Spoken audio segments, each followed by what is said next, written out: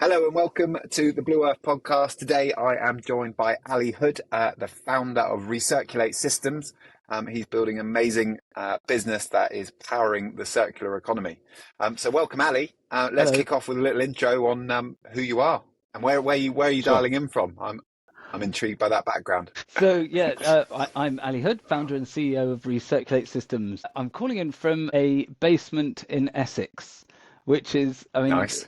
yeah, it's not a hostage situation. But if I were, I'd be very entertained by all these planes. I've never lost the hobby of making stuff, which I suppose actually is probably why I ended up doing something like this, just building something new.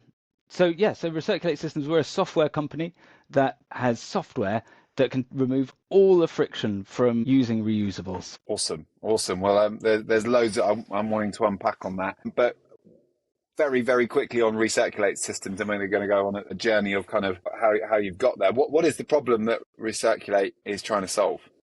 So reuse up until recently, up until us, involved means sharing products. And sharing in a digital age is really hard because when we're not relying on everyone having access to the same physical currency, it's much harder to give people money digitally than it is just to hand over a pound coin. So if we no longer have these pound coins in common, when doing something digitally, the only option up to this point was to have an app in common, because Right. Bob's cafe over here might be using payment provider A and Sue's cafe over there might be using payment provider B. So they can't talk unless they have a system overlaying the two of them. What our software does is completely get rid of the need for that point of friction, the downloading of an app, using an app by both the customer and the barista or the bar staff, or whatever, in a reusable situation. So I'm coming at this from the background of a coffee shop owner. I owned a small chain of coffee shops for years and years. Cool. And they were planet first. So I was always trying to make the lowest impact coffee I could. But it was a hell of an elephant in the room when I'm then giving that coffee out in a single-use cup. So during the pandemic, I tried to find a solution to this and and when we came back out of lockdown, put in place some of those app-based solutions. But they all, even for an environmental coffee shop, I couldn't deploy them because they took so long that I was losing sales, and there's no good going bust and selling no coffee at all. I'd rather sell some, lower impact Yeah. coffee. And coupled with that, I was able to see the uptake of these things, and it was about 3% of my customers would be prepared to download an app to get rid of single use. And that, in no coincidence, is exactly the same number of people who were previously bringing their own cup to my coffee shops. So essentially, Right. I was able to work out that the solution that's been developed is a solution for people that don't need one. They're the super motivated. What's needed is a solution for the 97% of people who are causing the problem. And Yeah. what's stopping them from reuse is this friction, is the fact that they can't be bothered to download an app for a coffee or a pint of beer at a festival or whatever, which I well understand. So it was in identifying that led me to develop this software and ultimately shut down the coffee shops. Brilliant. And so I was going to do a bit of a deep dive into kind of how you got there. So it previously ran coffee shops. You've seen a problem firsthand and you're tackling it. So Yeah. does that mean you've kind of landed in the tech space from a background of serving artisan coffees as a barista? So that must have been a pretty journey. Tell me about that. Well, I've been incredible. As all things in life, it's luck. And I was tremendously lucky to have a friend who I've known for over 30 years who is a genius. It's just one of those. And I really like surrounding myself with really smart people. And he's always been the smartest of the smart. Anyway. Okay. He was a coder. So you go, ding, I've got an idea. Right, Yeah, cool, you're really clever friend. Yeah, I'm going to phone a friend who is in this space. So he was coding for financial services, and put it to him. I sort of worked it backwards. I said, I've got this need. I've got these different coffee shop sites that are using different payment providers. I want you just it was sort of solving it backwards, whereby I said, on recognizing this tag, it was QR codes at the time. Can you get to a point where you refund someone some money? And I was just paying him out of my own pocket on Upwork to get to that point. And as soon as he did, that's when we incorporated the company. So I was always doing coffee, and I sort of had this tester session that I was paying for, and then formed the company because I could see there was a business need for it. I was that side, he was doing the tech, and still is. So I was able to lean Yeah. very heavily on him for that tech support. But it's a whole different ball game to coffee industry. Absolutely. Yeah, yeah, no, I bet a steep learning curve, but Yeah, yeah, no, clearly you like, the planes in the background are telling me that you are a natural born builder, I love and you're them. just building something different and applying it, which is brilliant. Okay, Exactly so that. I love everything that you're doing because I am a big believer that I've been going to a lot of talks recently where it's a sort of talking about the say do gap. Everyone says they want to do the good, but they're not actually doing it. When you look at the data, sort of third, you know, Mm. anyway, there's a massive void. And so the reality is, it's never going to change in my mind. Humanity is never going to change. We want things bigger, faster, better, and that's never going to stop. So what we need to do wherever possible is find the solutions that are just better, that kind of plug into day-to-day life and are frictionless, which isn't always easy. So you're tackling a major issue here. And I think over the last 3 to 5 years, I must have seen five to ten companies come and go that are kind of in and around this problem where they're Yeah, going to go, great, well, we're going to create a reusable circular system for coffee cups.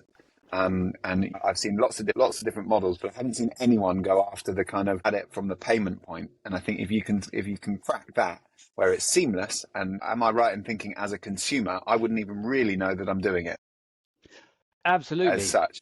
Yeah, that was the best bit. So when the first deployment was obviously at my coffee shops, and the only reason at that point for keeping them open was this software. Um, Yeah. and I overnight just removed all single use. Said if you want to buy a coffee from us, that's great, but we're using this reusable cup solution. And so I was able to put a deposit on that transaction, and then when that cup was returned to a collection point, the refund moment starts and they get that pound back. So there was a moment where I was thinking, oh God, how are we going to explain this to the first customer? And it was so anticlimactic. It was brilliant because they were like, oh, it was an older customer who said, oh, it's just like a refund from like when you had pop bottles, glass ones you could return to they made, the newsagents. Yeah. They're like, yeah, that's it, just digitally. I went, all right. And off they went. Yeah. People are tremendously familiar with the concept. It just hasn't been Mm. possible. So just getting on and doing, absolutely, yeah, that I completely agree. We've just got to make those sort of decisions where no, that's what we believe in. We're going to get rid of single-use cups, but you need something to be able to back it up, which is where we're up to now. And that system, I completely get it. However righteous we might feel in taking a coffee cup to the cafe, maybe that's a bit pejorative. However good it makes us feel, the problem's getting worse and worse and worse because there's more and more consumption. To try and fight against that is, well, Canute levels insanity. We need to harness that power, which is massive laziness. Okay, I'll work with that. Well, how can we do this without any friction at all? Because if as soon as you start saying you need to change your behavior in any single way, forget it. We need to leverage the same things that got us into this pickle to get us out of them again. So that means us being realistic and pitching our solution at or below the price of single use. And that takes a lot of persuasion from me to investors say that this is a good idea, because we need to get that traction. We need to harness those forces, that greed and that laziness. As long as we know what we're working with, we'll work with it. Yes. Okay. Well, that's what we're constantly looking for. Is I always look for progressive companies. They've got to be a product or service that's better than already exists. It's got to be better for the Yeah, planet, and importantly, it's got to be commercially viable. And that all yeah, sounds very simple, but more often than not, a business can say yes to two of them, and the yeah, holy yeah, grail is to yeah, say yes to all three, because you can yeah, say, it's better than what already exists. It's better for the planet, but it's triple the price. Well, bang, it's not going to work. yeah, yeah, Or do you know what I mean? It's really hard to absolutely. hit all three. So it seems to me that you're kind of coming at this from a point of view that you've seen people come and go. This is a problem a lot of people are trying to solve, and And I could, you've come with a new approach, and you're getting going. So that leads me yeah, on to kind of where have you got to with Recirculate Systems, with regards to kind of, is the tech in play? Have you working with kind of different groups of cafes beyond what was your own? It sounds like that's no yes. longer. So where have you got to on a commercial So standpoint of delivering it and rolling out? So that, yeah, those cafes are no longer operational because this has just completely taken over my life. But we are operational at a football club in the Midlands. So although I Cool. came at this from a coffee point of view, it takes some coordination and some cooperation to get a network going. And that isn't my skill. Well, I've got a load of really, really talented coders who are good at producing unique code. What is easier is an environment that will really, for business purposes, show phase one of our product very well. Us using one payment provider that we integrate with in a closed loop environment. I mean, it makes sense to sort of, it's more like a sandbox, a stadium where you've got loads of people in one area, all Yeah. drinking from reusable or previously single-use pint cups. So we've gone in there and we've just, again, overnight got rid of their single-use pint cups and they just use reusables, all of it backed up by our software, and everyone getting Yeah. refunds. So when you talk about a closed loop, the benefit of a stadium is you arrive at a destination, you're gonna go and buy drinks and all sorts from multiple different vendors. So you pick up one cup, you pay for it in that payment. You've got a deposit on the cup, and then somewhere else in the stadium you put the cup down, and then that offers the refund. So that works perfectly Exactly. because you're just spinning around the stadium. So that's a really Yeah. good test bed. Yeah, exactly. And so that's where we've got to, that we've now, because there are differences in business flow between a coffee shop and a bar that I had to Yeah, learn and we had to code around, like the transaction tends to take place at the other end in a bar yeah, environment. yeah, But we've done that, and now we're ready to scale. So we're talking to and have agreements with some really major sporting venues, which is terrifically exciting. yeah. And slightly further behind that, but nevertheless sort of well advanced with music venues, because they sort of, they present the same opportunity. And that's working with reusable cup providers. So these people already Yeah. exist. You'll know them when you go to festivals or a football stadium, but it's chaos because they've often gone card only, Yeah. which means they would, and these football stadiums would prefer to lose up to 10% of those reusables each game. Let's say that's 10,000 reusables, 5,000 quid. They'd rather lose that. They'd actually rather write that cost off than have any system that would interrupt the flow of money going into the bar at half time. It's a Yeah. tiny window. It actually works out more Yeah. profitable than to open that up. So that's what we And solve. We can just get as a there. really simple thing, when I sometimes go to the rugby, I'm based down in Exeter when I'm not in London, so I Mm, go down and watch the Exeter Chiefs, and my yeah. nephew, so Will, my co-founder's Yeah. son, is very enterprising, and he is often at the Yeah. end of the game incredibly excited. He's the guy running around with like a Yeah. huge giraffe worth of cups, and he cashes them for the quids. And maybe he's got the entrepreneurial flair of his father, but it works. So where does this differ? Is this effect? Are you taking my nephew out of business? I'm afraid I'm there. Yeah, I've cancelled Christmas. That is Yeah, that is a great system that's worked well for a long time in certain situations, but the yeah, venues hate it because yeah, they've got to, that your nephew queuing up with 50 cups. I was that person as well. yeah, Absolutely understand it, yeah. but that is Still a would long be time of if counting people out. wouldn't be so judgy. Yeah, yeah. Like, no, I'll still do it. Yeah, that bartender's got to count out £50 coins or whatever, Yeah, yeah, yeah. and that's time that they're not selling beer, and it's Hmm. money going out rather than in. So really, what he could collect up 50 cups and return them, but all of those deposits will go back to 50 separate people straight onto their cards. Which is probably more fair. Yeah, yeah. But actually, what's interesting is we've got a system that means that we wouldn't reward that. There's no need for us Yeah. to reward that literary behavior. Okay, cool. And so you're at a stage where you're kind of working with venues, and so would I be right in thinking that there is a world where you go, right, well, let's prove it in venues. So you've got these small closed loop sort of destinations. And then would the next step be to go, let's go into a small town and then get all of the local operators, so the cafes and the bars, if they can collectively sign up to it, that then actually this can work, in a slightly bigger environment rather than a destination. And then once you've proven it in towns, you get multiple towns, and then you kind of until you kind of go, well, this is a system change that can actually work, that should be applied to cities, countries, the world. Exactly. Yeah, and I need to get those. So in putting the football stadium, quite clearly shows investors there's a use case that I can see and just imagine scaling up. I know that there are, you know, 20 venues in London alone with over 20,000 capacity, I think it is. So you can suddenly see that just replicated around the Yeah. country and then scale out further, as you say, around the world. And then you realize that's just one product in one use case. So at the same Yeah. time, I'm getting going, as you say, those open loop environments, working with known reuse networks who already have app-based solutions there, but want to use our software so that they can get rid of that stage for their customers. And then again, exactly as you say, just imagine that scaling up and up and up, and it provides a better example than any pitch deck. But that is the thing, is that already happens. We only have to look at the Shrewsbury Cup, but it's all cash based. So there is the willingness for these groups to get together, and we can service those groups. It doesn't have to be Recirculate. I'm not interested in being the brand or the face. I have no ego in this. I started this to get rid of single-use plastic.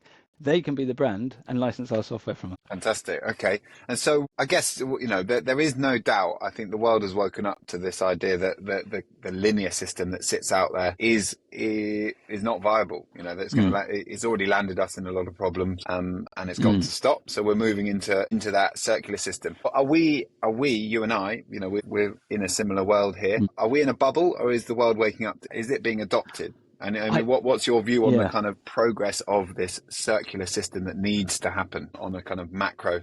Yeah, I think we're undoubtedly in a bubble. That it's a hackneyed expression now that there is no away when you put something in the bin. So to follow that through, where is it? And until recently, obviously, it was going to the Far East and being burnt or thrown in the sea there. But as they start saying they don't want our recycling anymore, thank you very much, then all of a sudden we have to do something with it. And as those images of children with blood from their eyes from all these horrible leaching chemicals, as those images creep closer and closer to the Western world, all of a sudden we wake up to the problem because it's starting to affect us. It's suddenly a problem. There's this complete bubble that we're living in. So that's what I think we're seeing with things like the PPWR coming in that mandates 10% of takeaway items Can have I just to be. stop you there? PPWR. What Uh, does that mean? Oh gosh, I'm gonna waste packaging prevention. Oh, I'm gonna have to Google that. Hang on, I've said it so many times in my life. I've never. PPWR. Sorry, I'm guilty as anyone. Where you just nod and smile. Yeah, I've got airplane mode on my phone. One way. PPWR. Let's just The European these Packaging acronyms. and Packaging Waste Directive. That's it. Yeah. So, that's a really powerful bit of legislation that at the moment has no teeth at all, because there's no systems in place that can mean you get to 10% of reusables by 2030. So what I'm trying to do with this is show those legislators that they really can legislate hard and fast, because those solutions are in place now. I've shown that customers will use it. We didn't see a loss of sales at our coffee shop. We just need to close that gap now between now and 2030. Or whatever, whenever that legislation hits, but giving those legislators the confidence that they can do something, and we can actually not keep kicking it down the path. Yeah. Okay. So legislation. I think when we originally started Blue Earth, we were like, right, we're a platform for business, and business can go where politics can't. But the sort of, as we've matured and kind of gone into it, we still big believers that we're very thankful for the work that the activists and the charities have done to highlight the problem. I don't think that needs to happen anymore. I think there is a kind of wake up call in industry that consumers want better solutions, and the planet is a big part of that. But the reality is that where legislations and politics does come in is they can make stuff go a lot faster. They can force the agenda. So it does sound like that's coming down the track, which is a good thing. But by the sounds of, by what you're saying, it needs to happen a little bit faster. So sort of to go in. So to go into this, I've always seen that businesses in this space, it's an absolute no-brainer. It's a genuine no-brainer idea. If we can get into a circular system, there's no need for packaging. It would be cheaper for the venues because they don't need to buy the single-use cups. Things are circulating, and then there's probably a little bit more. There is some revenue in some cases for them to kind of pick up and grow from. It's one of those ideas that if we could wake up and click our fingers, wake up tomorrow, and the system's in place, everyone would love it. Yeah. the challenge is adoption. How do you get the adoption at scale? It's that chicken and egg. That's like you've Mm. got the solution, but how do you roll it out so that it's Yeah, taken? So what's your kind of view on that? How do we get this going? I think by proving it. So we're Yeah, beyond trials. I think I've been to loads of events recently where people just say, well, like the City to Sea Global Reuse Summit last week. Everyone's saying, we're beyond trials now. We just need to get to implementation. And the blockage is are the big boys. So choose any industry. I've mentioned one a lot, and there's some big players in there yeah, who, understandably, if I have a specifically business head on, don't want to make the sort of decisions I did overnight at a coffee shop, and they want to see evidence mm, that it works. So bottom up is the mantra. If we can get together, and the same is true of stadiums. Maybe a big stadium won't move first, but these little ones, we can just deploy this across all of these stadiums. Then all of a sudden you've got these mid-tier football clubs being completely single use, because it makes no difference what our product's tracking. It could be a pint cup, it could be a reusable pizza box. Being going completely single use free, and then the big boys suddenly look like the slow learners here, and they need to struggle to catch up. mm. And the same is true. Same is true in every industry. So it'd be coffee, basically. Yeah, yeah, yeah. Then they can see that that's the way the wind blows. Yes, okay, and yeah, that is interesting. So the bottom up approach. There's no doubt that kind of the work that you're doing, you're sort of building an industry and a need. You know that the kind of it's the direction of travel. I would challenge anyone, and to think of a city or a town or a coffee shop that they go to and Mm. say that this wouldn't be adopted in the next 5 to 10 years. And I'm sure you're hoping it's going to be quicker than that, but Yeah, there is no way these systems aren't going to be in place. It's just about how do we get them in place? Who are going to be the market leaders? Who's going to come out? Who's got that frictionless software that just makes it easy for the easy for vendor, easy for the consumer? That ease is going to be the piece that gets us going. yeah, But it sounds expensive. So to get to that point, how have you been funding what you've been doing it to is date? And kind expensive. of Yeah, it is yeah, jolly tell me expensive. about that. What's that journey been like for you? Um, I I I never imagined it would be as stressful as it has been. Uh, Right. I mean, it's been very, very, very stressful. So we've done well though. We've raised 1.2 million.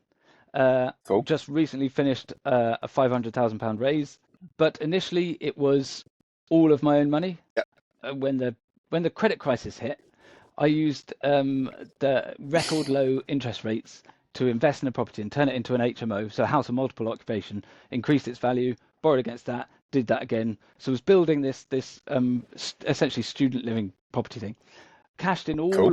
all of that money to fund this, and then Yeah. had to make that last until there was something that I could show an investors, and I hope they're listening to this. But so I have to be careful. They're getting 1,000 pitches a week, and if I have something as esoteric as it was when I was just talking about this software that could potentially link all these things up, it doesn't.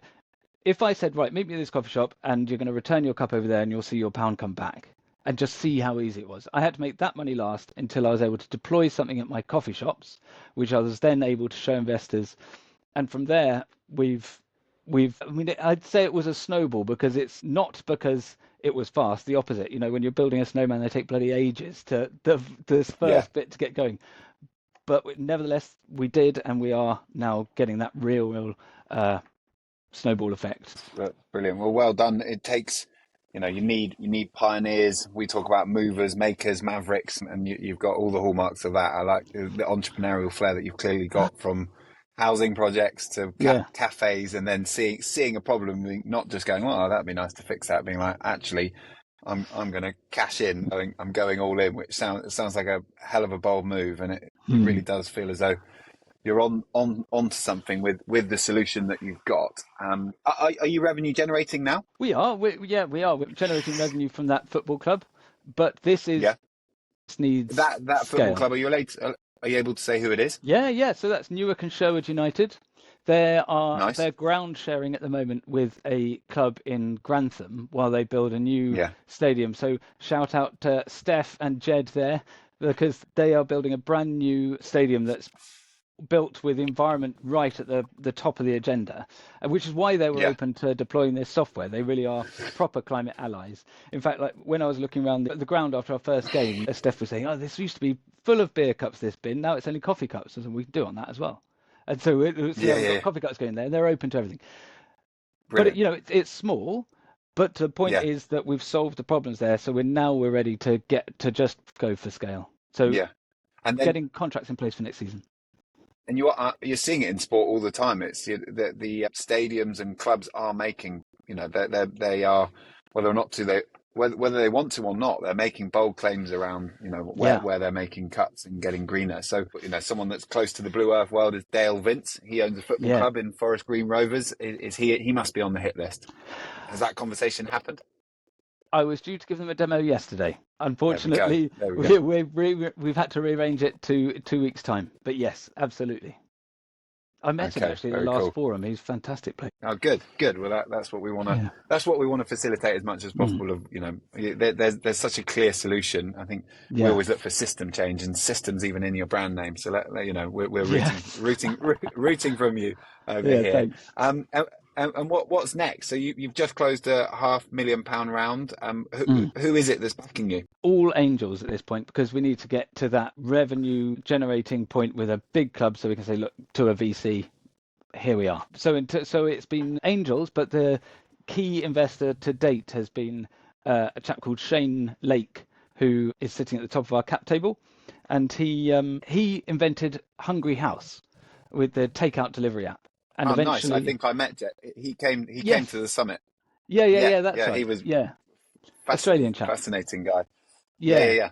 Okay, cool. Tell me more. And well, he eventually sold his business to Just Eat for Yeah. hundreds of millions, proper chunk of cheese, and Yeah.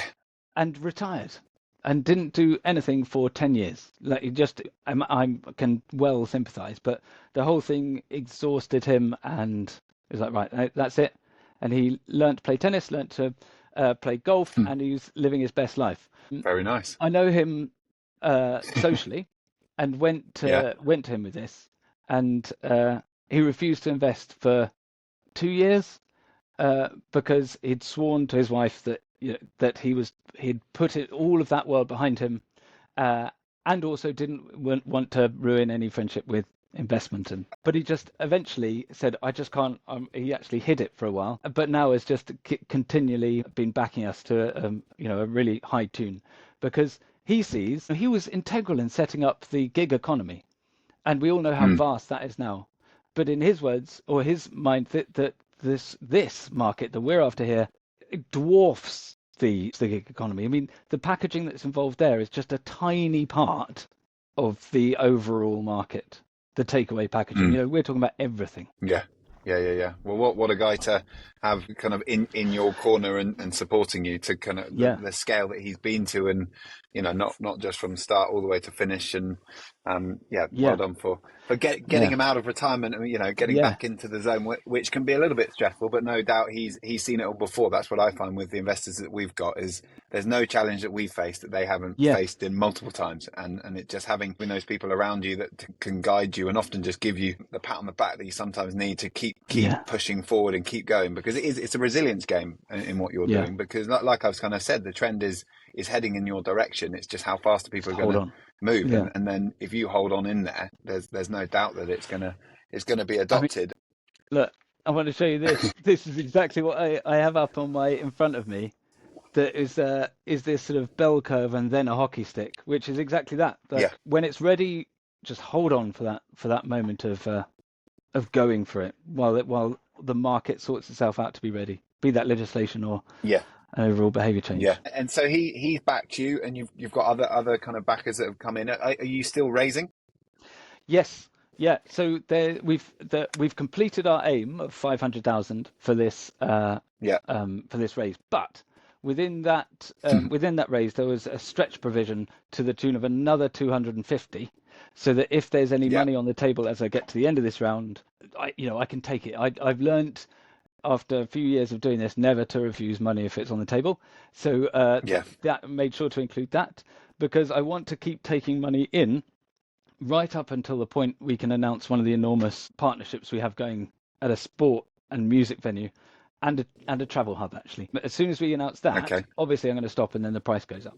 But I want to keep raising Yeah, up yeah, yeah. until that point. And out of interest, are you what industry? When everyone goes, I'm a food tech company, or might just be a food company or a Mm. built environment. Would we put you in a fintech? It is a financial application or payment provider in the circular Yeah. economy. How do you describe it? I think you could, or do you find yourself kind of leaning and twisting into a few different industries depending on who you're talking Completely. to?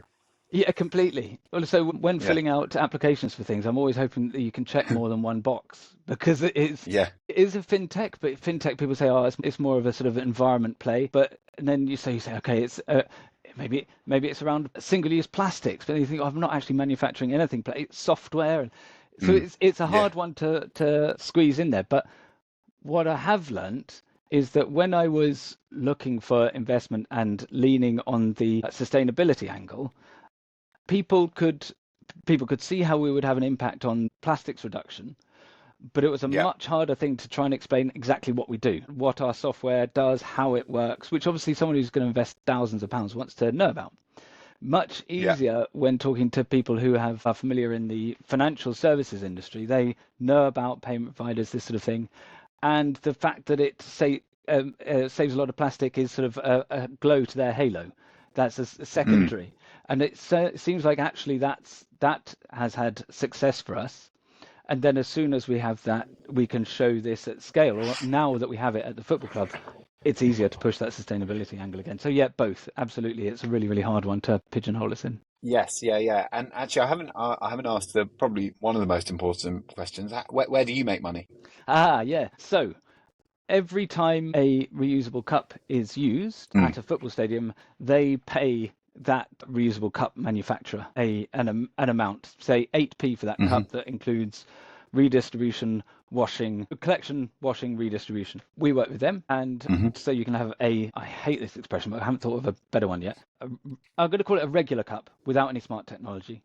Um, for one price, or you can have this smart system that doesn't slow your sales down at all, but means that that club can then get revenue from unreturned clubs, because they're likely to go missing. If they say Man City on them, a load of Man City fans are going to keep them. So you can mm, get paid for those. And as I said at the start, they are actually happy to lose 10% of their cups, not them specifically, but stadiums, because it means they sell more beer, which is financially a good trade. But now we're saying actually you don't even have to lose out that money. And all this chaos that you see after a football club, no need for it, because those cups will be returned to you. I Okay, can't actually brilliant. remember how that question, whether that answered it or not. I got a bit lost in that example. Well, Sorry. no, I was talking about the kind of what's your business model? Where do you Oh, make the money? sorry. Yes. Yeah. So, or you have the smart version where there's a tiny bit of a fee on top of that that comes to us. So it really is us. It's the easiest way to us to get involved in something that already exists, rather than saying to people, here's a new thing, help me get into your club and sort it all out. It's just a play from the side of the cup distributor, who can say, oh, Mm. actually we can make this a little bit easier for a little bit more money, and we then invoice for that. Okay, cool. All right, that makes a lot of sense. And what's sort of next? What are the projects that are coming down the track, or kind of immediate next steps for you as a business? So whilst we wait for our first batch of hardware to get manufactured, I say first batch, we've Yeah. had loads of different versions, but our initial market ready bit of hardware is going to be ready in June. And then we can All right. service these clubs that I cannot wait to be able to say who they are. And a university with a known reuse provider already. So Okay. we're sort of trying. The next steps are whilst the hardware's being manufactured, really polishing the software to the millionth degree by working with the football club, and then getting these contracts in place for the start of next season, and going from there, launching, go go go. Okay. Awesome. Well, that's yeah, it's good. And I'm just interested because you are. I keep coming back to it. You've got an idea that is a no-brainer. It is going to keep going. No, this is going to be it is the future for this system. What Mm. what what have you found has been the biggest? What's the challenge in that? There Mm. must be challenges, or the frustration. What do you find that kind of, Uh, are you banging your head against the wall, or are you finding that you're cutting through? I think we're finally cutting through, but there undoubtedly were those challenges to get to that point. Mm. But the biggest one was that reuse was a hassle. So people just Mm. didn't want to engage with me because, so for example, I spoke to a venue that would have been perfect maybe 6 months ago. And they're like, well, to be honest, we've just finished our third reusable cup trial. We just don't have the appetite for it anymore. And, obviously I am going to say, yes, but this one's different Yeah, yeah, to yeah. them, but they're not interested. To them, reusable cups are hassle, which it is, and that's the point of us. I Mm. completely understand. That's why I developed this system, because I try to implement reusable systems, and they are a hassle, and they do mean lost sales. So try us. So, but now, yeah, now we're getting through because we've survived long enough and got enough traction that we can put money into things like marketing materials that better explain our proposition and video. It's I feel like we've survived the critical bit, and Yes, we're brilliant. now just I can see at the that. races. I think you referenced that, there are some big corporate players in and around this space, and big payment providers as well that kind of are. I know we welcome Visa along to Yeah.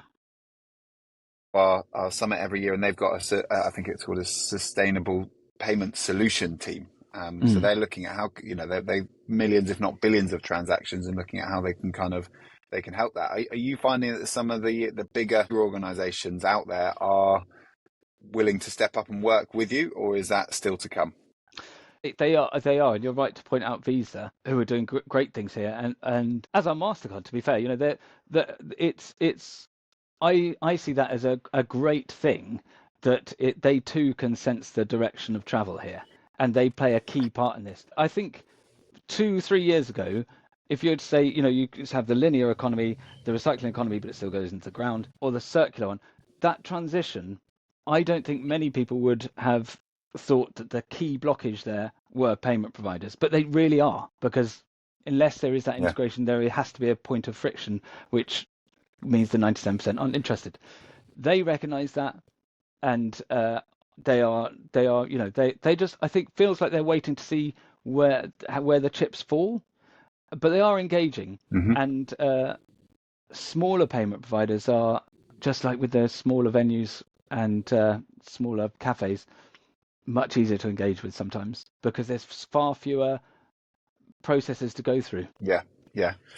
Okay, well, I mean, all hats off to you for everything that you're doing. I think you've taken there's an incredible journey behind what you're doing with Recirculate Systems. That's, in every which way is a brave move. You've clearly done well on with a property play and been willing to cash that in. You probably had a great cafe company where serving coffees was very nice, but you saw Mm. a bigger opportunity and a problem that's there to be solved, and you've gone in with everything by the looks of things. Yeah, And I really believe in what you're building. I think someone is going to come out on top of it in this space, and I really hope it is Recirculate Systems. From the thanks, guys. conversation that we've just had, I think there's some really clear asks. At the fundraising, by the sounds of it, is, you've got a round that is closing, but there'll be another round that comes after. But if you want to get in on this price before you make some announcements, and now's the time to get in. No doubt, there's I know we work with lots of different sort of Premiership football clubs and rugby Mm. clubs, and sports venues are kind of in and around the Blue Earth community and attend our events to see what's coming down the track. So I'm hoping that some of them are listening. Cool. So if you're a destination owner, then let's make sure that we get you talking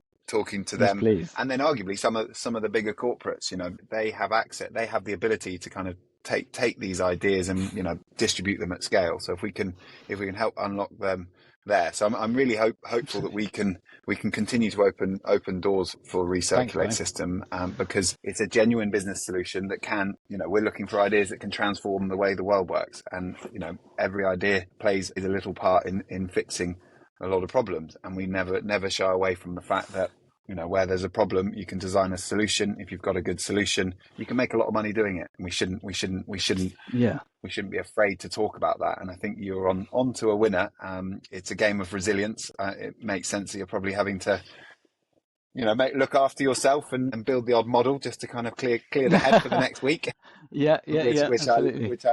which I really like. But yeah, from my perspective, kudos to you and everything you're doing. You're a valued member of Blue Earth Venture, Blue Earth Ventures. We're really excited to be pushing what you're doing at our forum, which will be in June. You'll be there with us in October as well.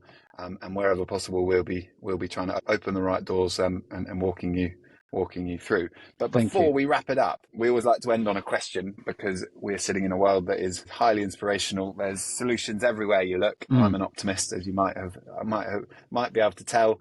And there must be another company out there that you look at in awe and just think they're brilliant. They're solving a problem and they're on to a winner and they're going to be good. And I never warned anyone about this question. So who is a company or a founder out there that is really inspiring you, that you want to give a shout Uh, out to?